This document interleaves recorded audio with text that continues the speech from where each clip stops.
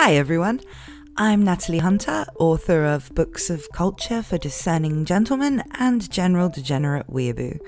This is the very first video I've made, and because at the time of recording I haven't really been out for about 8 weeks, I've kind of forgotten how to make myself not look like a weird reclusive hag. So instead of appearing on camera, I'm going to be represented by this avatar. Now, my plans for this channel are really more around just analysis of non-book media that I like, mainly anime and games, because, as I said, I'm a degenerate weeb. So I wanted to start off by doing some videos about the isekai genre, with a focus on the writing. This is because I've kind of got some experience with the relevant tropes, and also while I was coming up with some ideas, I found the perfect anime to talk about in my inaugural video. From the title of the video, you know that it's The Eighth Sun, Are You Kidding Me?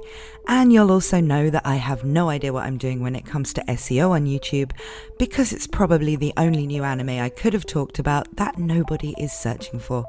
But the talking points the anime presents are just kind of worth making me do it anyway, so here we go. If you're not watching this show, and I honestly don't think anybody is, then you really should be. Seriously, forget Tower of God, where the simp has to climb the 100 levels of Aincrad to find the girl with the shiny nose, or whatever the hell's going on with that thing. Watching The Eighth Sun is like getting a masterclass in incompetence in every creative field involved in its production, and it really demands to be talked about. But since I'm not an animator, I don't feel like I'm really in any way equipped to talk about why it sucks as much as it does visually, so instead I'm going to talk about the part I'm at least nominally a professional at, which is, of course, the writing. And we're just going to look at why this thing is as bad as it is, and where there's only kind of half of the season out at this point. I'm going to focus on the whole starting an isekai story bit, and how the way The Eighth Sun handles this is so inept. So, the way an isekai story starts is actually a lot more interesting to think about than it seems.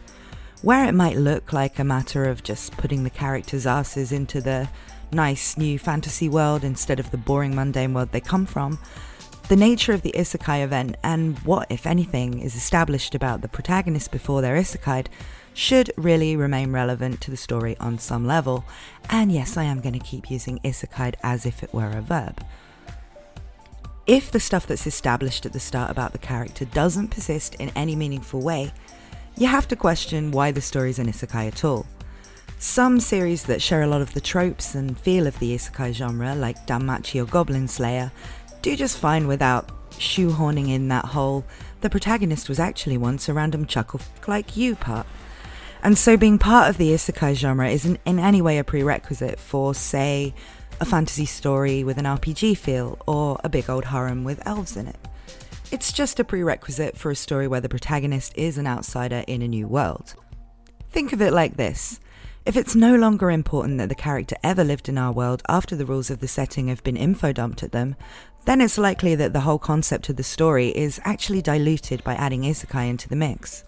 The start of an isekai story then, no matter how fleeting it may be in terms of getting on with this adventure in the new world, has to establish some things that will shape the rest of the protagonist's story. But what if you don't just underuse the isekai element you put in at the start of the story and render it pointless? What if instead, you the writer, forget you started the story that way altogether? And what if this then causes the fact your protagonist is supposed to have had a certain type of life before being transported to the world of your story to make the things that happen later seem out of character, or nonsensical, or just really, really gross?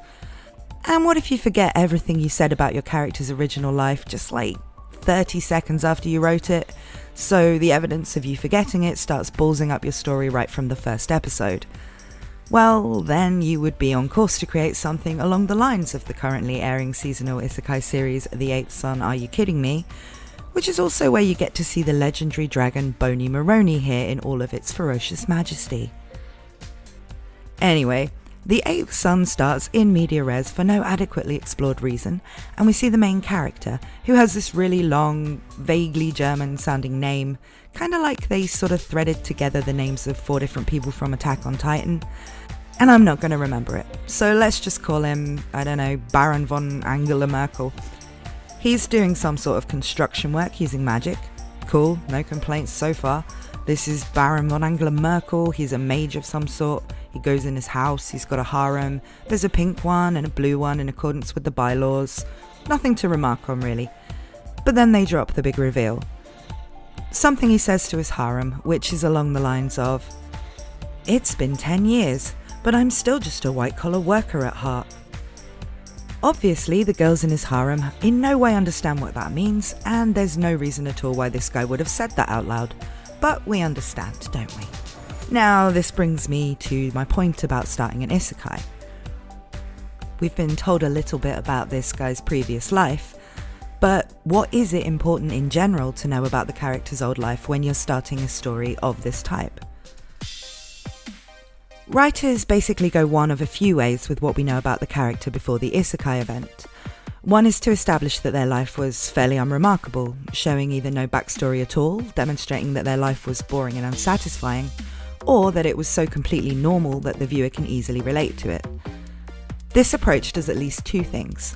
One being saying that this is likely to be more of a wish fulfillment story where the isekai world is going to be a lot more exciting than the real world, and where we probably can't expect the character to spend much, if any time at all, missing home during the plot. Another thing this does is saying that there is nothing particular about this character's pre-existing life or experiences that's likely to be central to the story. Even if the character is far from a vacant self-insert type protagonist, and has a lot of defining traits that make them different from the viewer, showing a fairly plain backstory is saying that the knowledge and abilities this character is taking to the new world aren't unique, that this adventure could happen to basically anyone from our world. There are more examples of this regular or not particularly explored backstory than the other kinds that you see, and you see it in everything from Inuyasha to Konosuba.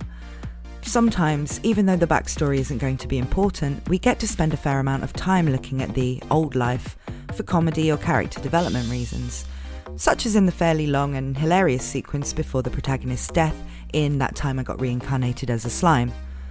Other times, we don't even see them prior to the isekai event, like in, I think that's how they did it in Isekai wa Smartphone, but I really don't want to rewatch any of that to check. Another way to approach it is, we know some things about the character before they were isekai'd, and those things are relevant to the plot, or even to the central concept of the story. It could be that the skills from the character's profession are going to be applied in interesting ways in the new world, or that particular things about the character are going to play a big part in the story. This can be done in a huge range of ways. For instance, in that weird one from last year where King from Tekken is a furry in another world, or whatever that was, being a story that could only happen to an animal-loving wrestler, through to the siblings in No Game No Life being in a story which would only work with exceptional gamers as the main characters. We can learn the relevant stuff either before or after the isekai event, either seeing them in their old world as we see in Death March to the New World Rhapsody, which I bet you haven't spared a moment's thought for in the last few years, or just through the way they are in the new one as we see in the more recent Overly Cautious Hero. But with this type of setup, we know that the character's specific life in the old world is important here, not just that they can be expected to have the same modern knowledge and the same reactions anybody else from this world would be likely to have. This usually indicates either a very character-driven story or something high concept where the gimmick applies more to who the character is than to their circumstances.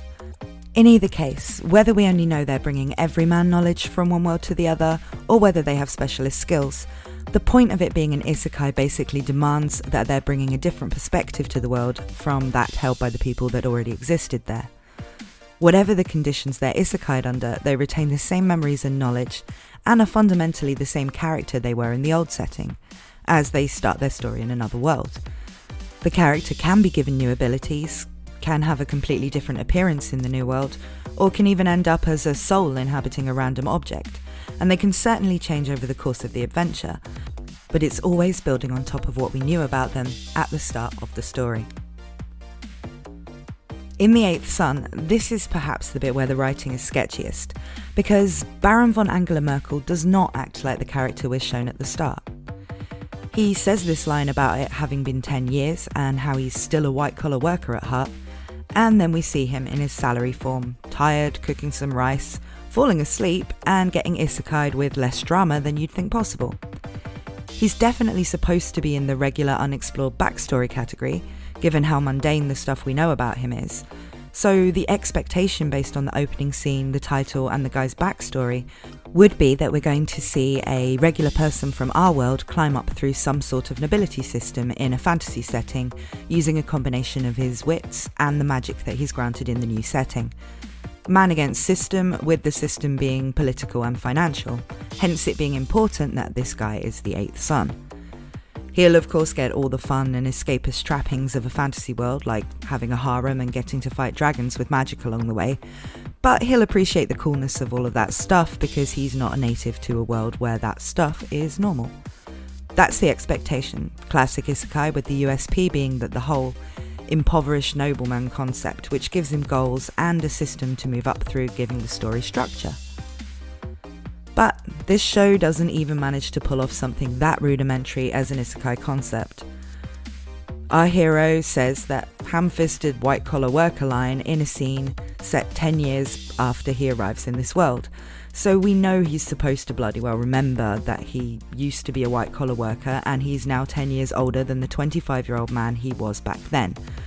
But from literally the next scene after he finds himself in the new world, the writers seem to completely forget that this is who they said the character was.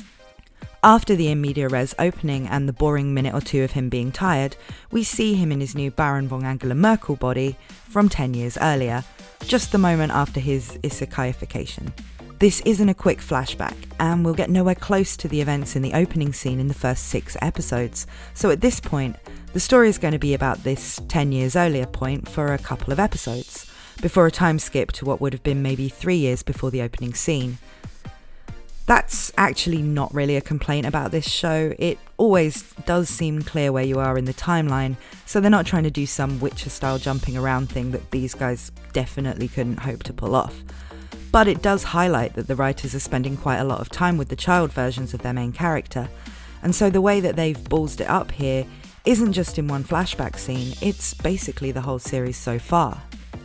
He's in the body of a 5-year-old and he's at the wedding of a noble family, which he quickly learns he is the titular 8th son of, and that they are definitely not kidding him.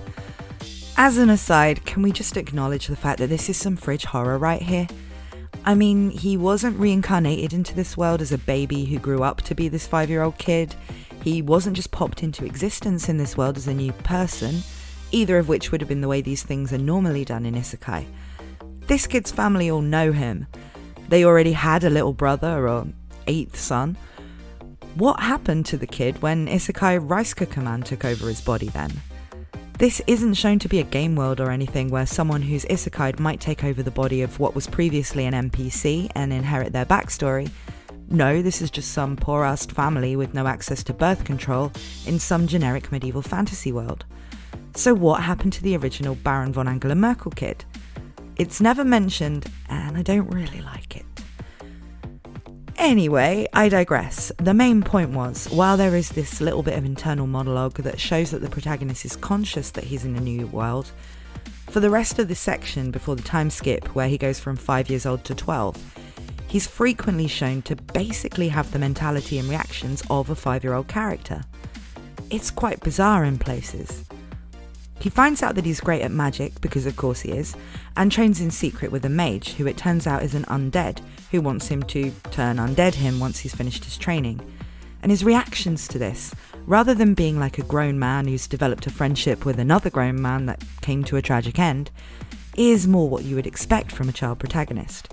He's all like wailing like a little bitch and stuff. The writers never once show him thinking like anything but a kid when it comes to being secretive about his training either, or in dealing with his family. And they don't use stuff like the fact he can read, which nobody else in the family can, even though it's specifically mentioned, to show that he is in fact an isekai'd adult in a world, and this would put him at certain advantages. All of the advantages the protagonist in the 8th son have are down to magic. even when it comes to his plans to raise money to pay his way into Isekai Hogwarts by trading stuff in a city, which would normally be a good opportunity to have your main character using some of the modern skills or thinking that sets an isekai person apart from a native of that world, to show him doing something in a clever and satisfying way. The only time he really references any knowledge of his old world is when it comes to food, and since this isn't really a food-themed story at all, that just sort of feels token. If anything, the fact that he keeps on about miso soup actually serves as an uncomfortable reminder that he does remember his old life, in spite of acting like he doesn't actually have those 25 years of life experience. And this becomes especially messy, would be a good word I guess, once he gets his harem. Yes, after the time skip, we find a 12-year-old Baron von Angela Merkel going off to Isekai Hogwarts, where naturally he's just the coolest and most awesome kid in school who everybody wants to be in a party with. This isn't because he's the smartest, owing to being now mentally about 32 and backed by the knowledge of a world that is technologically and culturally centuries ahead of this one. No, it's because of the magic. And because he defeated a CGI dragon that looked like something out of a PS1 game on the airship ride over. You may well ask why he had to take an airship when it had already been established that he can fly on account of his awesomeness, but no answer would be forthcoming, so we'll move on. Now, due to his popularity and magical ability, as well as a really cringy misunderstanding, Baron von Angela Merkel soon ends up engaged to a 12-year-old nun. And two of his equally 12-year-old party members, Pink Girl and Blue Girl, decide that they want to be his concubines and marry him too. I mean, I am a harem author, so I'm not disrespecting putting a nun, a pink-haired girl and a blue-haired girl in a harem. That's a solid harem. But why is it that we've established what is a 32-year-old man is perfectly cool with marrying three 12-year-olds? It's not like they add up to one woman in his age bracket. It really doesn't work that way. Seriously, they even kind of try to make the scenes with him and the nun all romantic. It'd make sense if Baron von Angela Merkel was actually 12 as well. That's the thing in these scenes, he's acting like he's a kid the same age as the girls. And given that setting-wise, getting engaged young for political reasons and having concubines is all normal, there'd be nothing weird about this if it wasn't an isekai. I mean, this anime has so many flaws, even the OP looks like something I made, but this is probably the most jarring thing, and I honestly don't think the writers intended for it to be a weird story about a salaryman who gets a tween harem in another world. I think they really did just kind of forget the isekai setup and write the protagonist as if he was the same age he appears to be on the screen. So, how could this story have been started off better? Well, the easiest option would have been for this not to be an isekai at all. If this was just the story of the 8th son of an impoverished noble family who happened to have a high affinity with magic, and how he used that to get himself out of poverty, the story could have proceeded exactly as it did without many changes, other than to about 3 seconds of screen time devoted to discussions of wasabi and miso. It wouldn't have been good. The lines of dialogue in some scenes would still sound like they were written by different people in different rooms with only the loosest idea of what the other people in the scene were going to be saying. The blue-haired harem girl would still have a different personality in every episode, and there would still be a bony Maroni on your screen, but it wouldn't be baffling or leave you wondering why nobody had noticed that a grown man's love interests were all in 8th grade. But I think that there are actually ways to turn this into a much more interesting story while keeping the isekai, and those would all mean staying true to that rule of making things that were established about the character persist in the new world. So let's say I give myself some rules, so we're actually fixing the 8th son rather than just writing a completely new story. It's going to follow the same major plot points, so tired rice cooker guy, I'm sorry that's really all they gave us to work with about him, is still going to take over the body of the 5-year-old 8th son of a poor family with noble status. He's still going to learn magic from an undead and then purge him. He's still going to slay that derpy dragon and go to adventurer school. And he's still going to form a party with some kids and blunder his way into being engaged to a 12-year-old support class cleric-y type girl. All I'm going to change is the protagonist's way of dealing with events to be more in line with the modern adult thrown into a fantasy setting, and add one new character who I think still makes sense in the plot and settings, so could easily be worked in. This would probably drastically change the way the story would continue, but that's okay, because we're really looking at how to change the setup here and make it work more as the start of a potentially better isekai series. So, I would envisage the start before the first time skip being much the same, with just changes to the dialogue to show the 5-year-old version of the character still having the mental maturity he should have when he's dealing with his father and his brothers, and in his relationship with Zombie Mage Sensei. We'll also be changing the means he uses to raise the money to go to the Adventurer Academy to something using his modern knowledge. That stuff all happens off screen during the time skip, so since it's just mentioned anyway, it would be really easy to change it in a way that kept his background relevant, and made it really feel like his status as an isekai protagonist was giving him an advantage in this setting, and that he was someone capable of leveraging that kind of advantage. But of course, the biggest changes would come in the protagonist's reaction to the engagement stuff. While he'd still end up being engaged to the lolly nun through his ineptitude at dealing with the much shrewder father, we'd see that his reaction would be one of first desperately wanting to get out of it due to her age, something that we'd also play for comedy when the other 2 girls from his school are trying to seduce him. But then he'd accept that for his overall goals of moving up in the world socially, the marriage makes sense, but he would become determined to act just as a guardian for the girls, again playing this for comedy whenever they start going on about him giving them heirs and stuff like that. His relationships with them would lose the creepy romantic parts and instead carry this awareness that he's looking out for them as a powerful older person who simply can't explain why their sexual advances will never get them anywhere with him. There's good potential there for some awkwardly funny scenes and for a more appealing relationship where he's their protector and friend. But of course it'd be boring not to give him a love interest of his own, so this is where I'd add a new character. She would be an unmarried adult woman, maybe like 19 or something. She doesn't have to be as old as his brain, just legal. And I think for that to make sense in this setting, she would have to be one of the nun-type people who work with the lolly fiancé. She'd be kind to the protagonist and interact with him as though she thought he was a cute kid with potential, but of course, being an adult on the inside, he'd view her as a perfectly appropriate person to want to bang. This would lead to an interesting dynamic with, again, a good potential for comedy as well as character development as the 2 become closer, both viewing the potential for their relationship completely differently. Once the time skips to him being a young adult, it would be possible for him to start trying to win over this woman he's been in love with for years, who thinks she's watched him grow up from the age of 12. And she'd have to decide whether leaving her role as a nun to become one of his wives would be something she'd be prepared to do, making for a more interesting and definitely less gross romance subplot, where even the advantages he has by being, at this point, a respectable noble, a hero and a powerful mage, won't be enough on their own for him to overcome the disadvantage of having appeared to everybody in this setting as a child. Maybe after succeeding at getting with her, he'll start to acquire some concubines as other characters are introduced, and maybe he would even start seeing some of the original harem girls that way, rather than as kids as they grow up, making a proper harem scenario still possible without making it look like a story where we're supposed to identify with and root for a lolicon. I really feel like if you're going to isekai someone as a kid, it needs to be used for more than an excuse for them to go to school.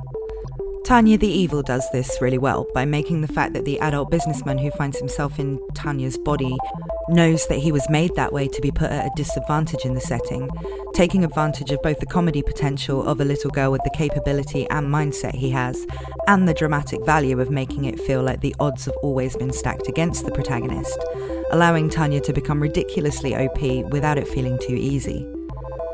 The other currently airing isekai, My Next Life as a Villainess or Roots Lead to Doom, which I'm planning to do a video about too, though it'll be a much more positive one given the writing is actually really good in that one, also handles having a reasonable amount of time spent with the child version of the protagonist.